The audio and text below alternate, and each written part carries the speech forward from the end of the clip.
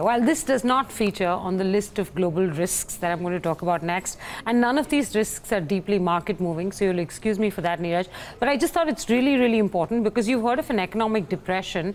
Now you ought to get ready for a geopolitical depression. That's what the Eurasia Group has forecast for 2018. This is a consulting firm, political consulting firm, founded by Ian Bremmer. And the reason why I'm going to spend the next few minutes talking about Ian and his co-authors' forecast is because about 8-9 years ago, Ian predicted the G0 world. And I thought that was quite prescient at that time because he spoke of how the diminishment of Western leadership is going to mean an almost leadership world. And that's exactly what we've seen play out over the last few years. So I'm putting something by store with these guys' forecasts. I think there were two interesting things they said right at the top of the report.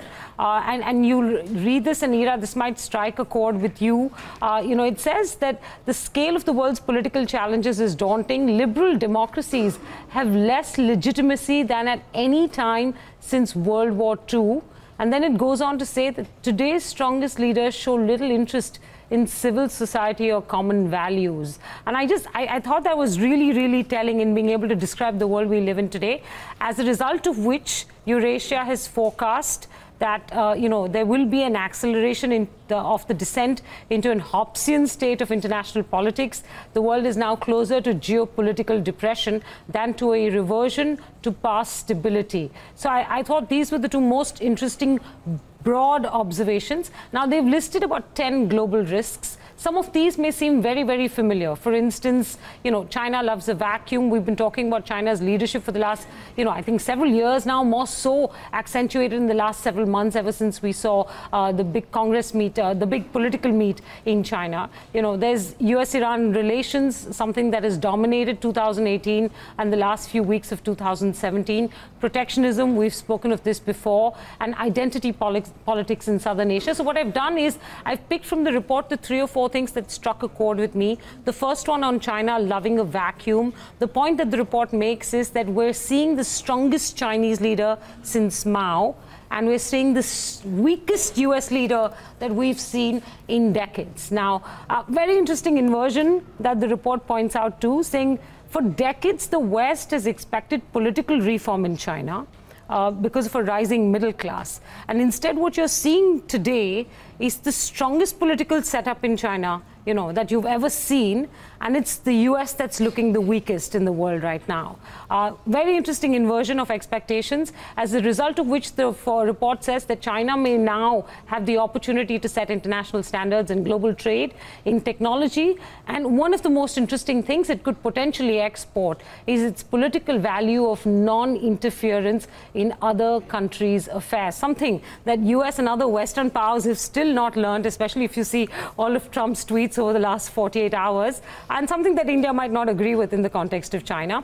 The second risk I thought was interesting, a global tech Cold War. Again, China features here, mostly a battle between the US and China that could lead to a race for breakthrough technology, a struggle for market dominance, and fragmentation of the tech commons. And the tech commons, I think, was the most interesting point they made here. US-Iran relationship, we've watched that, sort of get worse over the last several weeks. What the report suggests could be a potential failure of the nuclear agreement, secondary sanctions. Again, we've heard some mention of that in the last 48 hours, and the threat of US and/or Israeli strikes that could hang over the region, as a result of which this might boost oil prices. The report also raises the question of, if there were to be secondary sanctions, would India and China play ball with that?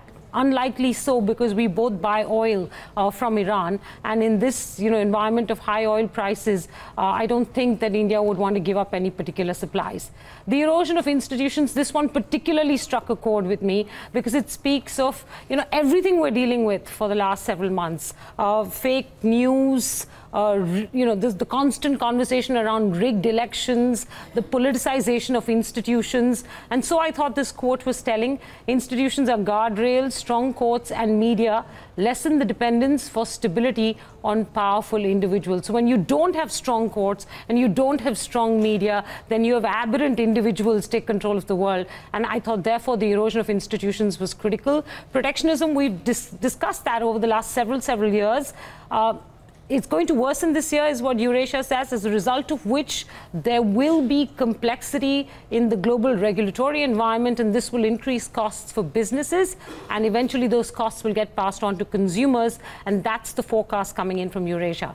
Finally, the last point, well, a heightening of identity politics in South Asia or Southern Asia. So it speaks of the rise of Islamism in countries like Malaysia and Indonesia, but it also speaks of the rise of Hindutva in India. And I'll end this on that last final quote, which raises the specter of accentuated Hindutva politics going into 2019 and what that means in terms of local instability. So I thought interesting risks that they've pointed out for the year.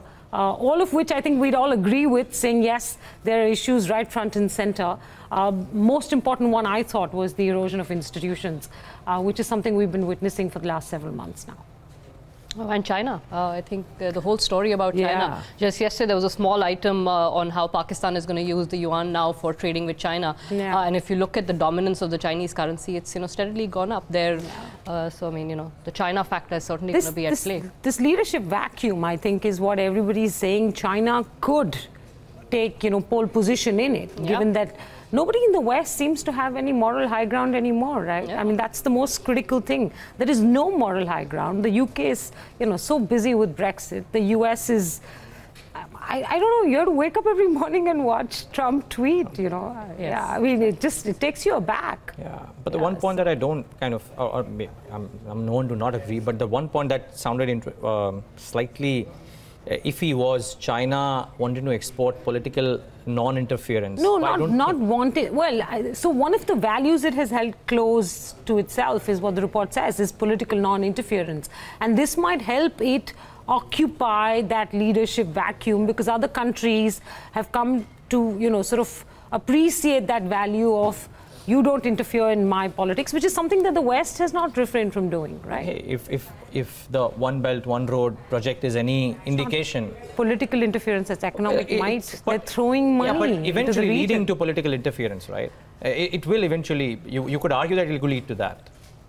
Possibly, the report sees it differently, But yeah, I think, even now the US is talking about, look at everything that President Trump has been saying about Iran. No, on relative almost basis. Almost as if, Trump he's supporting the Iranian people and wants to topple the Iranian government. And I'm sure that might be the big desire there in the US. But they're still keen in replacing governments in the Middle East. Yeah, so perhaps it's the manner in which China does it versus the manner in which the US does it, right? I mean, the China builds economic power and through that has some say. Take Sri Lanka, take Pakistan, has some say in policies, right? So perhaps it's just the manner and perhaps it's actual diplomacy as opposed to Twitter diplomacy. Or perhaps it's too early in the leadership of China, on the cycle of China's leadership, for it to start, making these political noises at this point in time. At least the report doesn't foresee that as being an imminent threat. But interesting report. You can read more about it on BloombergQueen.com. So do visit our website for more on that. But those are the top 10 risks of 2018 according to Eurasia.